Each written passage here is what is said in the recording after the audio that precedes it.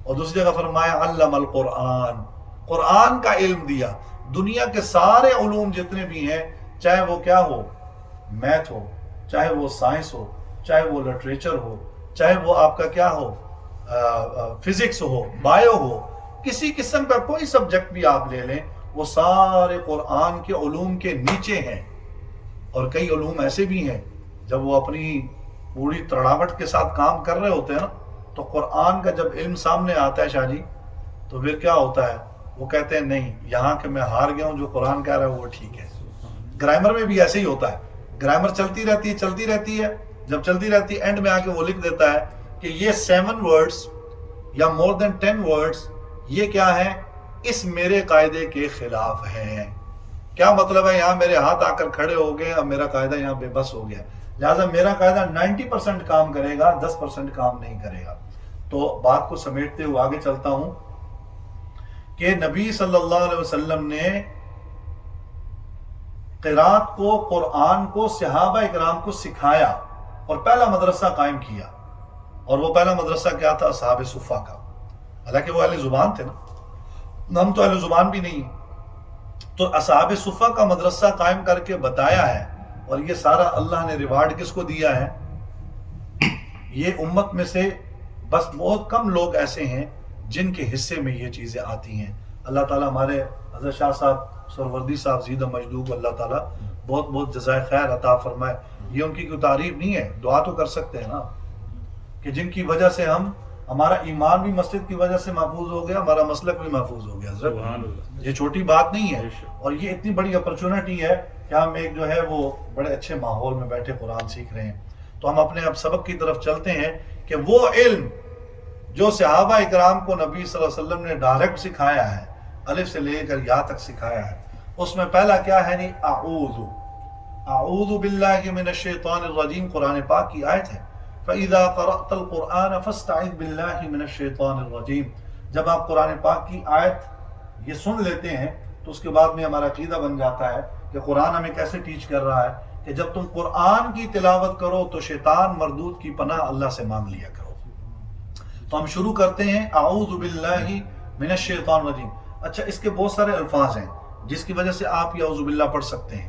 اعوذ باللہ السمیع العلیم من الشیطان الرجیم بھی پڑھ سکتے ہیں۔ اب یہ کوئی نہیں ہے کہ آدمی آپ نے صرف اعوذ باللہ یاد کر لی، کسی اور نے پڑھا اعوذ باللہ السمیع العلیم من الشیطان الرجیم، تو آپ کہیں گے نہیں بھائی یہ تو آپ غلط پڑھ رہے ہیں۔ نہیں، اصل تو کیا ہے، کلام ہے نا، اللہ سے پناہ مانگنی ہے شیطان مردود کی، تو آپ مختلف الفاظ سے آپ پناہ مانگ سکتے ہیں۔ حمزہ اور عین کے اندر کیسے فرق کریں گے جی؟ حمزہ جو ہے یہ کہاں سے ادا ہوتا ہے جی؟ اشرف صاحب آج آپ نئے ہیں، یہ 2-3 چہرے مجھے نئے نظر آ رہے ہیں، بات کو دہرا کے پھر ہم ذرا آگے چلتے ہیں۔ حمزہ اور واو اور یا، اس کا مخرج، اس کا روٹ کیا ہے؟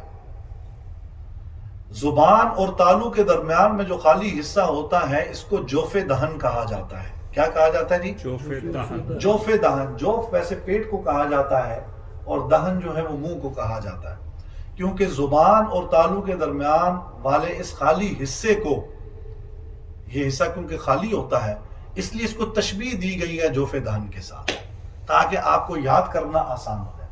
یعنی یہ زبان ہے اور یہ سامنے اوپر آپ کا تالو ہے، اب اس کے درمیان میں کوئی چیز حائل نہیں ہے، تو جب کوئی چیز حائل نہیں ہے تو اس کو ریزمبلنس دی گئی ہے کس کے ساتھ؟ پیٹ کے ساتھ، ٹھیک ہے؟ تو اس خالی حصے کو جوف دہن کہا جاتا ہے۔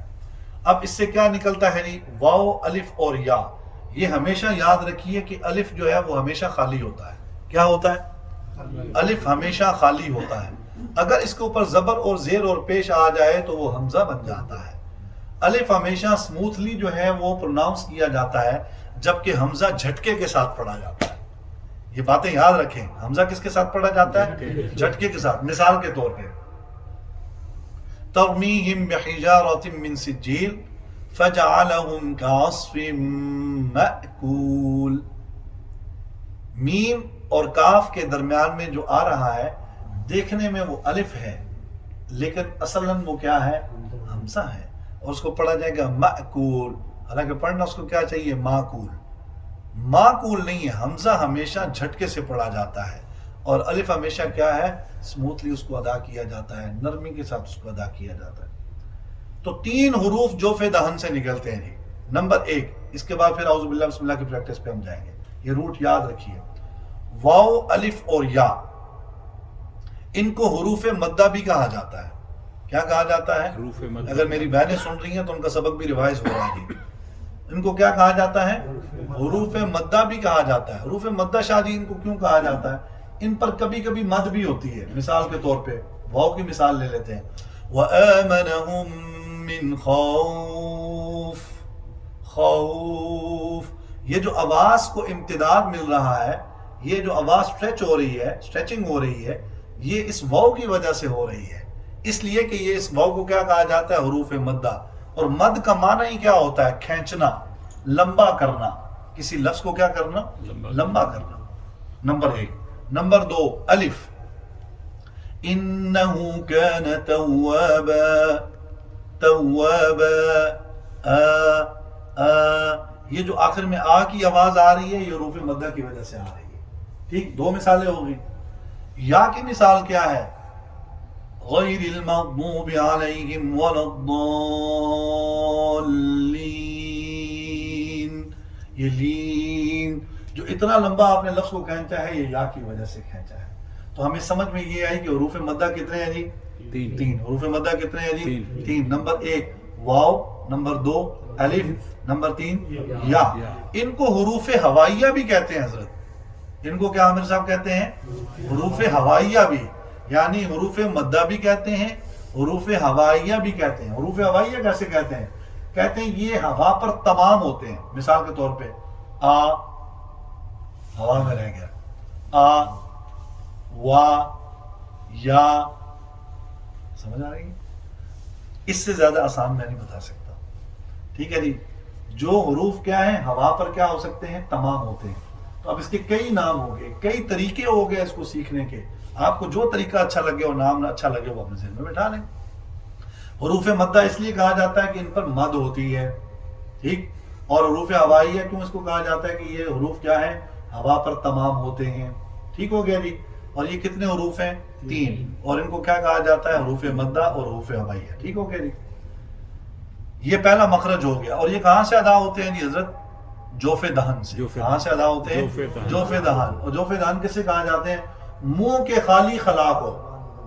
منہ کا جو خالی حصہ ہے، کون سا؟ زبان اور تالو کے درمیان میں، اس کو جوف دہن کہا جاتا ہے. ٹھیک ہو گیا جی. ایک آواز خالی نکالی جائے جو شروع ہو اور زبان کا کسی حصے یا دانت کے اوپر نہ ٹھہرے اور ڈائریکٹ آپ کے ہونٹوں سے باہر چلا جائے، اس کو بھی جوف دہن کہتے ہیں. جیسے کہیے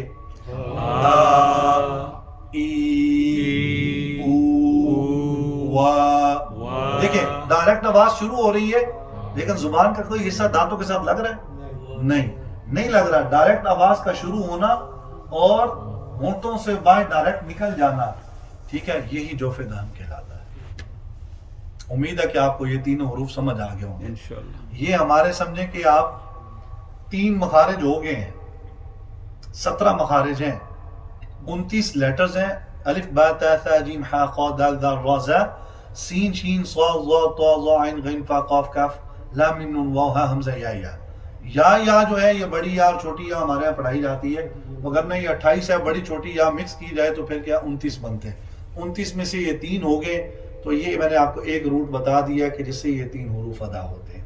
اور آپ کو الف اور حمزہ کا فرق بھی بتا دیا ہے کہ الف ہمیشہ نرمی سے ادا کیا جاتا ہے اور حمزہ کس سے کیا جاتا ہے؟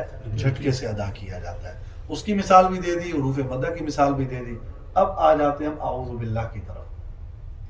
حمزہ جو ہے اب یہ کہاں سے ادا ہوگا؟ منہ سے ادا ہوگا. کہیے ای او. اچھا جھٹکا کیسے آئے گا؟